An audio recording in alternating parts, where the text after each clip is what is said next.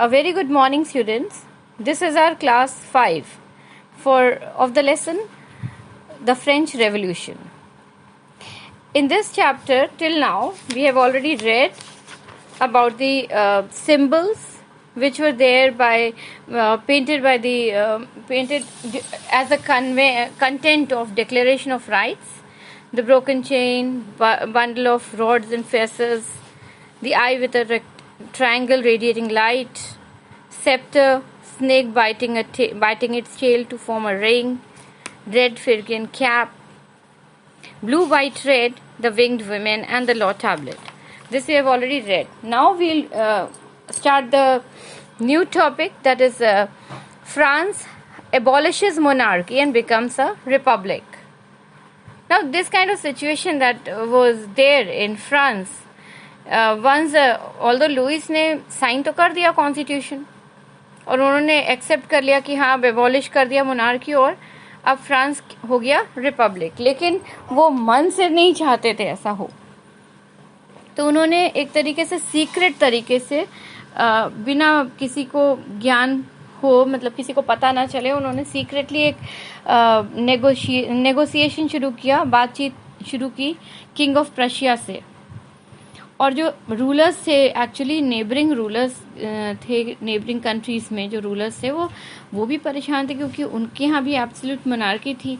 और सडनली जब फ्रांस में ये चेंजेस आने लगे कि अब जो है वो कॉन्स्टिट्यूशनल हो गया या रिपब्लिक हो गया, तो इससे उनके भी पोजीशन को खतरा होने वाला था।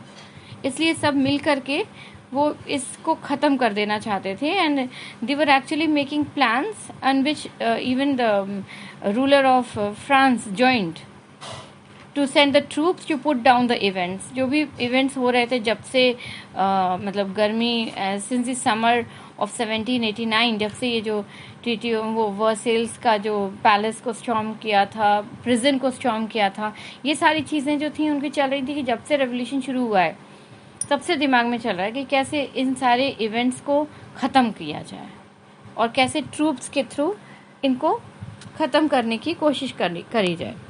तो ये सारी चीज़ें इनको जो लोगों को पता चल गया और वो लोग सोचने लगे कि ये तो गलत हो रहा है, और नेशनल असेंबली ने तुरंत वोट किया अप्रैल में 1792 में इनके अगेंस्ट वॉर डिक्लेयर करने के लिए, प्रशिया और ऑस्ट्रिया के अगेंस्ट।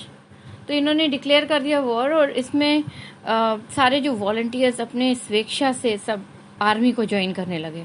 फ्रांस के जितने भी लोग थे, French people, they all were willing to join the army so that they are able to defeat the Prussia and the Austria. और उसकी वजह से जो हर तरफ जो रूल है जो किंग्स का, क्योंकि उन्हें लग रहा था कि ये वॉर जो है वो पीपल की against the absolute power of the rulers है, और केवल एक ही कंट्री में नहीं है, पूरे यूरोप में यही युद्ध है। तो ये अमंग दी पैट्रियोटिक सॉन्ग्स उन्होंने एक गाना शुरू किया जो राष्ट्रगीत के रूप में, और उस गाने का नाम है मार्सेल्स, जिसको बनाने वाले थे रॉगेट डी आइसल। तो रॉगेट डी आइसल ने ये सॉन्ग को बनाया, ये पैट्रियोटिक सॉन्ग था। बाद में जब ये यहाँ पे प्रॉपर रिपब्लिक जब बन गया फ्रांस में, तो आज के now this Marseillaise which was earlier a patriotic song and that was composed by the Rouget de Lisle, ये बाद में ये यहाँ का फ्रांस का नेशनल एंथम बना दिया गया इसको। The revolutionary Wars brought losses and economic difficulties. जो लगातार रेवोल्यूशनरी वॉर्स हो रहे थे, नेचुरल है कि एक युद्ध के परिणाम हमेशा इकोनॉमिक लॉस को ही रिजल्ट करते हैं, क्योंकि जो भी तोड़फोड़ होगी, जो भी होगी, उससे या लोगों के में आक्रोश है, तो ये जो औद्योगिक चीज़ें हैं वो बंद हो जाएंगी। तो ये जो इकोनॉमिक डिफिकल्टीज जो अराइज होती है, लॉस भी हुआ, नुकसान भी हुआ और इकोनॉमिक प्रॉब्लम्स भी अराइज हुई सभी लोगों के लिए। While the main were fighting at the front, women were left to cope with the task of earning a living and looking after the family. अब एक रोल जो मदर का था पहले, केवल they were taking care of the family, अब चूंकि सभी मेंस फाइटिंग के लिए मतलब आर्मी ज्वाइन कर लिए हैं, तो अब विमेंस का रोल डबल हो गया। वो अब अर्न भी कर रही थी, कमा भी रही थी और घर भी देख रही थी। Now the large section of population were convinced that the revolution had to be carried further as the constitution। अब ये जो पॉपुलेशन थी, लार्ज सेक्शन, जो मतलब ज़्यादातर लोग ये मान रहे थे कि ये जो है रेवोल्यूशनरी एक्टिविटीज़ हैं हमें अभी लंबी चलानी पड़ेगी, क्योंकि जो कॉन्स्टिट्यूशन ऑफ 1791 तो हम लोगों ने बनाया, लेकिन उससे हमने राइट किसको दिया? हमने राइट्स रिच पीपल ही तो है जिसमें इन्वॉल्व हैं वोटिंग राइट्स के लिए, सबको तो नहीं मिला है। तो ये युद्ध अभी चलना चाहिए, और जब तक कि हम सबके लिए बराबर राइट ना प्रोवाइड करवा दें। पॉलिटिकल क्लब्स बनने लगे। पॉलिटिकल क्लब्स मतलब कि एक ऐसा प्लेटफॉर्म जहाँ पर ये डिस्कशन होते थे कि पॉलिटिकल की गवर्नमेंट की पॉलिसीज़ के बारे में डिस्कशन के लिए। तो ये एक रैलिंग पॉइंट था जहाँ पर लोग अपनी बातों को रखते थे और गवर्नमेंट पॉलिसीज़ और उनके क्या क्या प्लान्स हैं, किस तरीके से वो एक्शन करेंगे, वो सब चीज़ जो है डिस्कस करते थे। तो the most successful of these clubs, इस तरह के जो पॉलिटिकल क्लब में जो सबसे इम्पोर्टेंट था वो जैकोबिन्स था। और जैकोबिन्स जो एक पॉलिटिकल क्लब था उसको नाम कैसे मिला? Which got its name from the former convent of saint Jacob in Paris. तो पेरिस में एक कॉन्वेंट था सेंट जेकब, उनके नाम पे ये उनको बोला जाने लगा जैकोबिन्स, जैकब से जैकोबिन्स। तो ये कॉन्वेंट का मतलब यही है कि जो बिल्डिंग होती थी, जैसे अभी यहाँ पे सेंट मेरीज कॉन्वेंट, पढ़ाई का एजुकेशन इंस्टीट्यूशन भी है और साथ में क्या है वो वहाँ पे रिलीजियस एक्टिविटीज़ भी होती हैं, और जो कम्युनिटी है, जो क्रिश्चियन कम्युनिटी है, वो वहाँ पे रहती भी है। तो building belonging to community devoted to a religious life, ये कॉन्वेंट का मतलब है। और वो उसी के नाम पे इस जैकोबिन्स नाम दिया गया पॉलिटिकल क्लब को। इसमें विमेंस भी इनके बराबर भागीदार थे। Women's also became the active throughout this period and form their own clubs. Women's ने भी बनाया क्लब, और section 4 of this chapter will tell you that more about their activities and demands. Now the members of the Jacobin belong to families of less prosperous life. ये बड़ी important चीज़ है कि Jacobin club के जो members थे वो सब poor section को बिलोंग करते थे। Shopkeepers, artisan, shoe maker, pastry cook, watch maker, printer, as well as servant and daily wage workers, ये सारे थे इनके मेंबर्स। ये poor section of the society of France, they were the members. और यहाँ पे जो इनके लीडर हैं उनका नाम था मैक्सिमिलियन रॉबस्पियर। तो जो रॉबस्पियर थे वो इनके लीडर थे। और large group among the Jacobins decided to start wearing, इन लोगों ने एक क्लॉथ्स में, कपड़े में डिसाइड किया कि हम जैसे कि डॉक वर्कर्स, डॉक यार्ड्स मतलब डॉक वर्कर्स यानी कि जो वो अपलोडिंग और लोडिंग वाला जो एरिया है शिप्स पर सामान लोड अनलोड करने वाला जो डॉक एरिया है, वहाँ के लोग भी जो है ट्राउज़र्स पहनते थे। तो उन्होंने शुरू किया कि हम लोग भी ट्राउज़र्स पहनेंगे जिसमें लॉन्ग स्ट्राइप्स रहेंगे। और बजाय इसके कि जो फैशनेबल ड्रेसेस पहनते थे ये जो नोबल फैमिली है वो नी ब्रीचेस मतलब कि घुटने तक के जो फ्रॉक शॉर्ट पहनते थे वो घुटने तक का रहता था, वो नी ब्रीचेस। तो इसलिए अपने को उनसे अलग करने के लिए इन्होंने ऐसा कपड़ा पहनना शुरू किया जो डॉक वर्कर के कपड़े से सिमिलर था, ताकि वो ये शो कर सके कि we belong to the poor section और unprivileged people, we belong to that class. तो अपने को एकदम डिफरेंट उनसे दिखने के लिए उन्होंने लॉन्ग स्ट्राइप के लंबे पूरा जो पैंट ट्राउज़र पहनना शुरू किया। और वो जो हाई क्लास वाले थे वो घुटने तक के नी ब्रीचेस पहनते थे, शॉर्ट्स या स्कर्ट्स। तो ये डिफरेंस उनको दिखाने के लिए कि we are different from you. And also we can see that it was a way of proclaiming the end of the power wielded by the wearers of knee breeches जो है वो कपड़े थे जो ये नोबिलिटी क्लास पहनता था, और ये सारे जो 90% क्लास है जो थर्ड एस्टेट को बिलोंग करता है उसके भी पुअर सेक्शंस जो थे वो थे जैकोबिन क्लब के। तो इनके इस तरह के कपड़े शो कर रहा था कि अब अंत ऐसे नोबल क्लास की रूलिंग का एंड आ रहा है। It was proclaiming actually, because most of them were wearing the trousers with the long stripes. These Jacobins came to be known as sans-culottes. Sans-culottes जो है वो इसको ये समझ लीजिए कि जिनका मतलब था कि those without knee breeches. नी वाला नहीं, वो लॉन्ग ट्राउजर्स पहना था उन्होंने, तो ये ट्राउजर्स का न के सांस-कुलोट्स का कहने का मतलब है कि ये वो हैं जो नी ब्रीचेस नहीं पहनते हैं। सांस-कुलोट्स जो है दे मेन वोर इन एडिशन एक रेड कैप भी ये लोग पहनते थे, तो मतलब एक रेड कैप और with long trouser with the stripes. This is what the dress was, and they were also known as sans-culottes. तो sans-culottes आपको ये ध्यान में रखना पड़ेगा कि they were without knee breeches and they were also wearing a red cap. Red colour ही symbolize करता है लिबर्टी को, तो रेड कैप क्या कर रहा है, सिंबलाइज कर रहा है कि हम लोग तुम्हारे रूल से आज़ाद हो रहे हैं। Women however were not allowed to do so. Women were not part of this Jacobin club. Women's का अलग से क्लब बन रहा था। They were also active during this period, मतलब they were also actively participating against the nobility class, but they were even though they were participative, but they were keeping themselves away from this section. So separately they were active. Now in summer 1792, the Jacobins planned an insurrection of the large number of Parisians. Parisians means the people who were residing in Paris, who were angered by the short supplies of and high prices of food.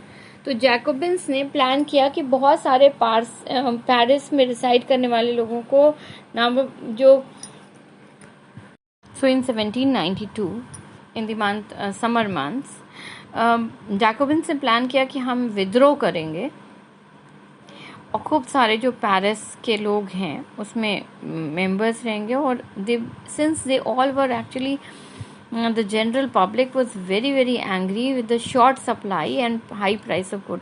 जब supply short होता है तभी price rise होता है commodities का, क्योंकि demand ज़्यादा हो और सप्लाई कम हो तभी उनकी प्राइस बढ़ जाती है। ऐसा हो रखा था और वहाँ के लोग काफ़ी परेशान थे, तो उन्होंने प्लान किया कि विद्रोह करेंगे हम इस बात का। तो अगस्त 10 में ये इन्होंने स्टॉर्म कर दिया, मतलब तोड़ फोड़ मचा दी और तोड़ डाला पैलेस ऑफ ट्यूलरीज। और पैलेस ऑफ ट्यूलरीज को जब स्टॉर्म कर दिया, मतलब गिरा दिया, तो उसके बाद उन्होंने किंग के गार्ड्स को मार डाला और राजा को अपना बंदी बना लिया। मतलब होस्टेज का मतलब हुआ उन्होंने उनको बंदी बना लिया, और कई घंटों के लिए। अब ऐसी हालत में असेंबली, जो नेशनल असेंबली थी, उसने वोटिंग किया कि हम सभी राजा के परिवार वालों को, रॉयल फैमिली वालों को इम्प्रिजन करेंगे, और इलेक्शंस कंडक्ट होंगे आगे से। और अब सभी main, again I will repeat that all main, यहाँ विमेन का नाम नहीं लिया गया है, मेन बोला है, ऑफ 21 ईयर्स एंड अबव। पहले था कि जो 3 लोगों की वर्कर सैलरी के बराबर टैक्स पेयर था वही वोट कर सकता था, लेकिन अब सभी men of 21 years and above, अब चाहे उनके पास पैसे हों चाहे ना हो, regardless of wealth, now they got the right to vote. अब उन्हें वोटिंग राइट्स प्रोवाइड कर दिए गए। तो हमने देखा कि ये बहुत बड़ा चेंज था, जो कि पैलेस ऑफ ट्यूलरीज को स्टॉर्म करने के बाद, गिराने के बाद, उनको एक नेशनल असेंबली ने एक तो ये पास किया कि रॉयल फैमिली के मेंबर्स को हम अरेस्ट करेंगे, इम्प्रिजन करेंगे, जेल करेंगे। और वहाँ पे एक और पास हुआ कि कैसे right to vote was now extended to all men of 21 or above 21 years or above, और रिगार्डलेस ऑफ वेल्थ, मतलब बिना रिच और पुअर सभी को राइट रहेगा, right to vote will be provided to all. Now the newly elected, ये जो newly elected assembly जो इलेक्शंस के बाद बनी, इसको कहा जाने लगा कन्वेंशन. अगर कन्वेंशन क्या है, तो जब हम बोलेंगे कि 1792 में, अगस्त 1792 में, जब storm after the storming of the palace of Tuileries, National Assembly passed two, they held assembly voted for two things. One, for the imprisonment of the royal family, and the second was for providing the voting rights to all men of 25 years and above. These were the two important things. So this election, after the election of the National Assembly, once the election was held, अब जो newly formed assembly बनी, अब तक नहीं, लेकिन अब जो newly formed assembly बनी after the election, then it was this assembly was called as convention. On 21 September 1792 में, जो 21 सितंबर मतलब कन्वेंशन बनने के बाद, अब हम नेशनल असेंबली वर्ड यूज़ नहीं करेंगे, अब हम कन्वेंशन यूज़ करेंगे. कन्वेंशन ने एबॉलिश कर दिया मोनार्की को और फ्रांस को डिक्लेयर कर दिया एज अ रिपब्लिक. तो ये बहुत बड़ा इंपॉर्टेंट स्टेप है कि when was France declared Republic.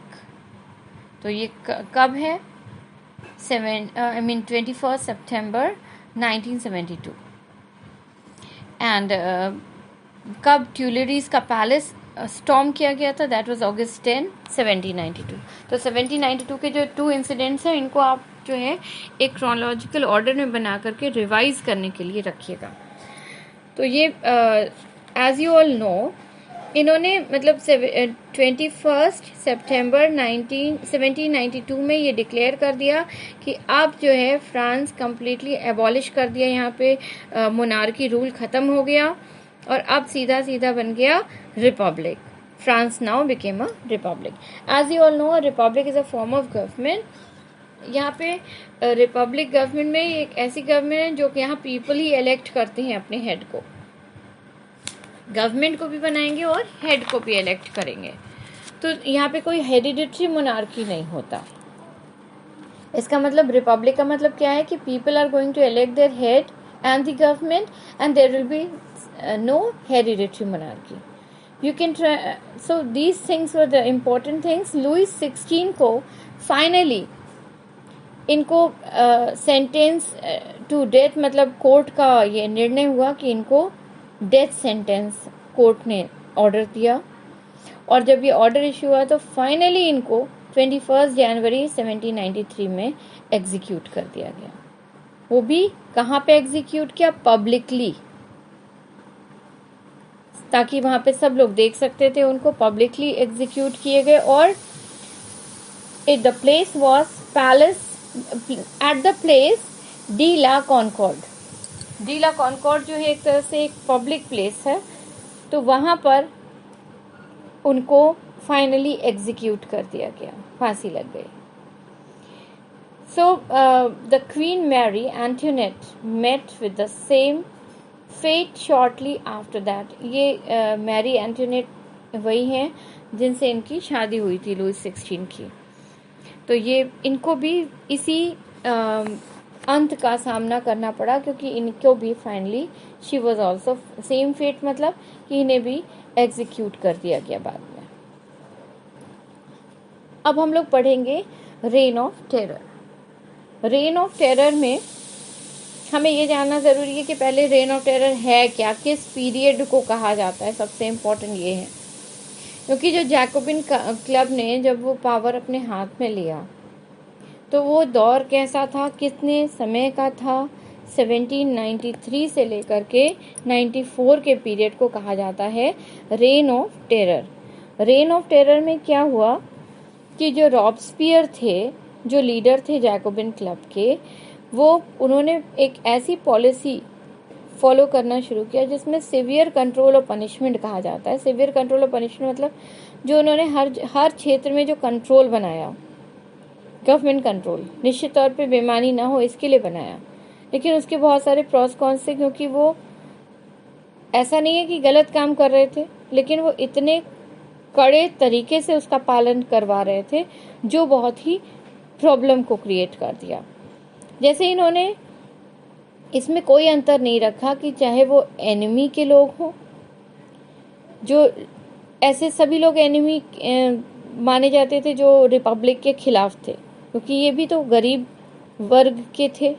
Jacobin club के सभी मेंबर्स पुअर सेक्शन को बिलोंग करते थे, उनके लीडर भी उनकी तरफ ही मतलब हर गलत के खिलाफ थे। तो यहाँ पर वो सभी उनके एनिमी थे जो रिपब्लिक के अगेंस्ट थे, चाहे वो नोबल्स हों, क्लर्गी हों, चाहे वो अदर मेंबर्स के पॉलिटिकल पार्टीज के मेंबर्स हों, चाहे वो उनकी खुद की पार्टी के लोग हों। जो भी उनके मेथड का खिलाफत करता था उसको अरेस्ट करते थे, और उसको अरेस्ट करने के बाद एक उनका अलग अदालत थी, जो उसी को कहा जाता है कि वो ट्रिब्यूनल, उसमें रेवोल्यूशनरी ट्रिब्यूनल मतलब एक अदालत जो सभी तरह के रेवोल्यूशंस करने वाले या विद्रोह करने वालों के लिए अदालत थी। और उस अदालत में डिसाइड होता था कि अगर वो गलत पाया गया तो उसकी सज़ा मिलती थी गिलोटीन की।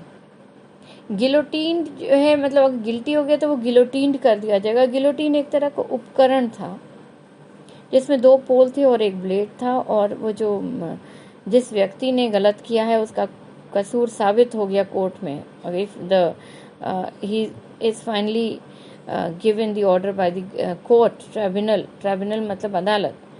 तो अदालत में उनका ये डिसाइड हो गया कि ये गिल्टी है, इसने गलत किया है, तो उसको गिलोटीन कर देना मतलब उसका सिर धड़ से अलग कर देना। वो गिलोटीन एक ऐसा उपकरण है, ऐसा डिवाइस है जिसकी मदद से गला काट के अलग कर दिया जाता था। और गिलोटीन बनाने वाले का नाम था डॉक्टर गिलोटीन, जिनके नाम पर इसको गिलोटीन कहा जाने लगा। तो रॉबस्पियर गवर्नमेंट ने बहुत सारी रूल्स बनाए थे, लॉज बनाए थे। वो प्लेसिंग मतलब किसी की भी सैलरी की एक ऊपरी सीमा तय थी, इससे ज़्यादा सैलरी नहीं होगी, इससे ज़्यादा दाम नहीं बढ़ेगा। और सैलरी का भी एक ऊपरी लिमिट जो है उसी को कहा जाता है सीलिंग। जब सीलिंग तय होती है तो मतलब इतने रेट से ज़्यादा रेट नहीं हो सकता, जैसे सैलरी के बारे में और यहाँ पे लिखा है प्राइस के बारे में। तो सैलरी की ऊपरी सीमा इससे ज़्यादा नहीं होगी, मतलब एक लिमिट फिक्स कर दिया उन्होंने। प्राइस का, दाम का भी लिमिट फिक्स कर दिया, तो उससे ज़्यादा नहीं हो सकता। मीट और ब्रेड को जो है राशनिंग कर दिया, क्योंकि मीट और ब्रेड जो है वो ऐसी रिक्वायरमेंट थी जो हर क्लास के लोगों को उपलब्ध होना था।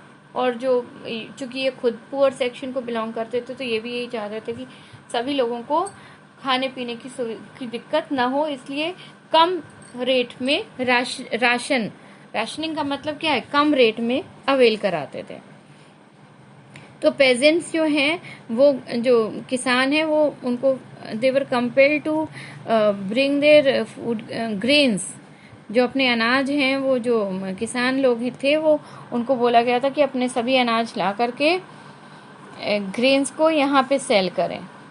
लेकिन चूंकि राशनिंग था, राशनिंग आप समझ रहे हैं, जैसे राशन कार्ड पे एक फिक्स रेट पे ही मिल जाता है, राशन कार्ड गरीब लोगों के लिए होता है। तो चूंकि वहाँ पे 90% population belong to third estate, काफ़ी समय से स्ट्रिक्ट रूल एंड रेगुलेशन में रहे हैं, तो इन्होंने राशनिंग का सिस्टम कर दिया कि ये जो है पेजेंट्स जो हैं ग्रेन्स ला के शहर में बेच देंगे, और वो उस रेट में बेचेंगे शहर में ला करके जो रेट गवर्नमेंट ने फिक्स किया है, जो कि कम होगा। The use of more expensive white floor was forbidden. White floor मतलब मैदा सॉट, कि वो बैन था कि वो वाइट फ्लोर को यूज़ ना किया जाए, और सभी लोगों को जो प्लेन रोटी है, मतलब होल व्हीट, जो कि एक्चुअली प्रेजेंट है, तो अगर हम बात करें तो ये बहुत ही हेल्दी फूड है। उस समय में वाइट फ्लोर को रिच फ्लोर मानते थे और एक्सपेंसिव फ्लोर मानते थे, वो मैदा है, तो वो चीज़ नहीं खाने को अलाउड था, कोई भी नहीं खाएगा। फ्लोर वॉज फॉरबिडन, और सभी सिटीजन्स को वही जो प्लेन रोटी है, इक्वालिटी ब्रेड कहा जाता था। प्लेन डी इगैलिटी, इगैलिटी मतलब इक्वालिटी, तो प्लेन डी इगैलिटी का मतलब है कि वो रोटी जो कंप्लीट होल व्हीट से बना हो, व्हीट में कोई चीज़ मिक्स ना किया हो, गेहूं का बनी रोटी। Equality was also sought to be practise through forms of speech and address. पहले जो है फ्रांस में पुराने, अगर हम ट्रेडिशनल पारंपरिक तरीके से बात करें तो उसमें मॉन्सियर कहते थे। मॉन्सियर मतलब सर, मॉन्सियर वर्ड यूज़ करते थे, और मैडम कहते थे फीमेल्स के लिए एक रिस्पेक्ट में। तो ये सारा जो एड्रेस था, जिस तरीके से बात किया जाता था, ये सब जो स्पीच के दौरान भी ये सब वर्ड्स बंद कर दिए गए यूज़ करना, और अब से ये कहा गया कि सिटोयन, सिटोयन एंड सिटोयनी। सिटोयन मतलब जो मेल सिटीजन्स हैं वो सिटोयन, और सिटोयन येनी का मतलब है जो वो सिटीजन्स जो फीमेल हैं, विमेन सिटीजन्स हैं, उनके लिए वर्ड यूज़ किया है। चर्चेस को बंद कर दिया जाएगा। चर्चेस के बारे में बोला उन्होंने, रॉब्सपियर ने, कि कोई भी चर्च नहीं चलेगा। चर्च को बना दी जाएगी बिल्डिंग, जहाँ पे बैरक्स या ऑफिसेस के रूप में उस बिल्डिंग को यूज़ किया जाएगा। रॉब्सपियर ने जो पॉलिसीज़ बनाई और उनको किस तरीके से कंटिन्यूसली, रिलेंटलेसली मतलब टायरलेसली, कंटिन्यूसली उन्होंने इस पॉलिसी को फॉलो किया। और चूंकि वो इतने स्ट्रिक्ट थे कि ज़रा भी गलती हो तो गिलोटीन। तो ये जो टाइम पीरियड था जब इनके खुद के सपोर्टर भी अब चाहते थे कि कुछ बीच का रास्ता निकले, थोड़ा हल्का हो, इतनी स्ट्रिक्ट सिवियर कंट्रोल नहीं चल पा रहा था, और सभी लोगों से कुछ भी गलती हो तो गिलोटीन कर दिया जाए। तो ऐसे में तो कितने लोगों को मार दिया गया, कितने लोगों को बीहेड कर दिया गया गर्दन काट के, और ये बहुत स्ट्रिक्ट रेगुलेशन था, जो ज़रा भी गलती तो उसमें कोई माफ़ी नहीं थी। तो ये फाइनली डिसाइड किया गया, क्योंकि बहुत से लोग इनका विरोध करने लगे, और फाइनली ये डिसाइड हुआ कि he was convicted by the court. Court में फैसला लिया गया कि जुलाई 1794 में, मतलब 93 से 94 ये रॉब्सपियर का पीरियड है, रेन ऑफ टेरर, और 94 जुलाई में ही इनको एग्जीक्यूट करने का, या आप कहें कि इनको भी गिलोटीन कर दिया गया 1794 में।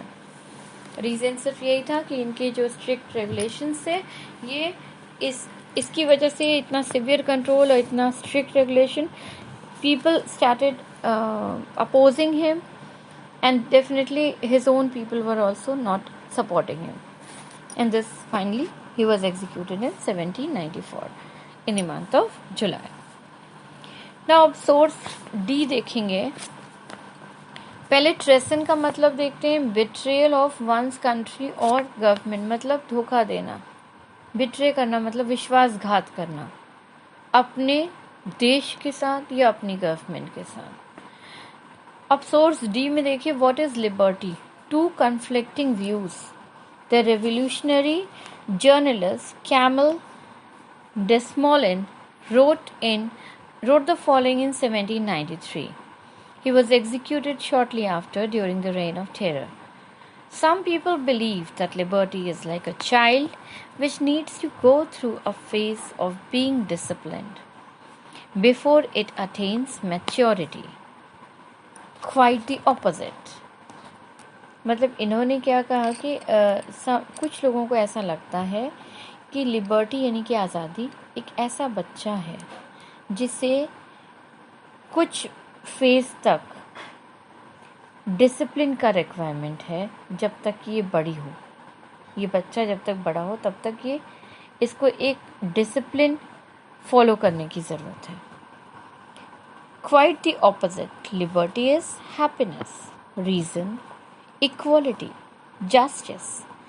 It is a declaration of rights. You would like to finish off all your enemies by guillotining them. Has anyone heard of something more senseless? Would it be possible to bring a single person to scaffold without making 10 more enemies among his relations and friends. इन्होंने कहा कि जो actually this journalist was criticizing the policies of the Robespierre. तो Robespierre का जो main था कि उनका सोचना था कि लिबर्टी तो अच्छी है, लेकिन लिबर्टी वो ऐसा बच्चा है जिसको शुरुआती दौर में डिसिप्लिन के फेज में डिसिप्लिन होना पड़ेगा जब तक वो बड़ा होता है और अपना असली रूप को पाता है। इन्होंने कहा नहीं, लिबर्टी एक खुशी है, एक कारण है, एक बराबरी है, एक न्याय है, और क्योंकि इसमें क्या मिलते हैं, खूब सारे राइट्स मिलते हैं, और आप मात्र गिलोटीन कर करके किसी को डिसिप्लिन नहीं कर सकते।